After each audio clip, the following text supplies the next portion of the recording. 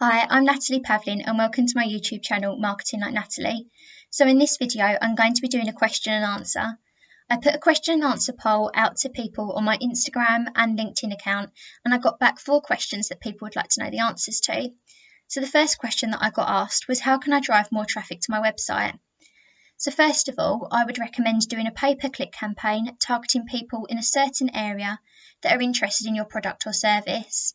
You could look at things such as that they've clicked on your competitor's website or they've searched for you previously. Always make sure that your website is up to date, as I've discussed in my previous video, my top 5 tips for updating your website. Also make sure that all links are working correctly and they're not throwing back any 404 errors, as that might discourage people from following your website further. The next question I got asked was, what are my favourite and least favourite parts about working in marketing? So I really enjoy networking and the social side of it. Well, I did before lockdown. However, online networking is working really well at the moment, considering we've got Zoom and other apps such as those. I also enjoy finding out about other people's businesses, learning from them and seeing the hard work that they put into the businesses and that coming back to them through the customers returning and leaving good reviews. My least favourite part would have to be the long hours that can sometimes come with working in marketing. As a lot of time and effort goes into creating events and participating in the events, but when they go well, it's excellent. So that can be exhausting. I would never change it for the world. The next question I got asked was, did I feel that my marketing qualification was necessary for my job?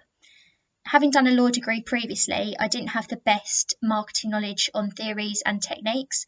I had the ideas and frameworks I wanted to use, but I didn't always know how they fitted into the wider scheme of things or how they could be adapted in a marketing context.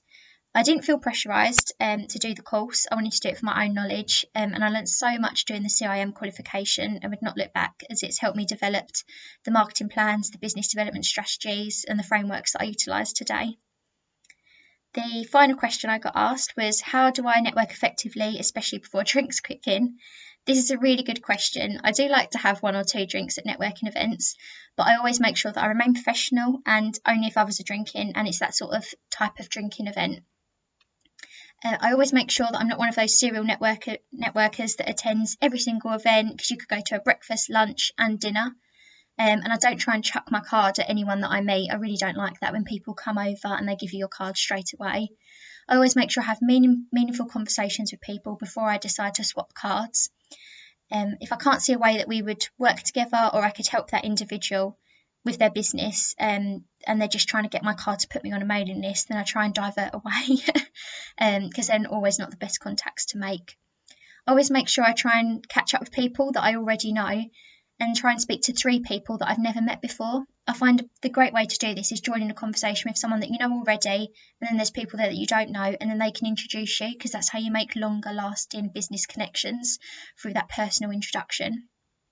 So these are my answers to the 4 questions that I got asked. If anyone has any other questions, please feel free to send them to me on my Instagram account or connect with me on LinkedIn. Thank you.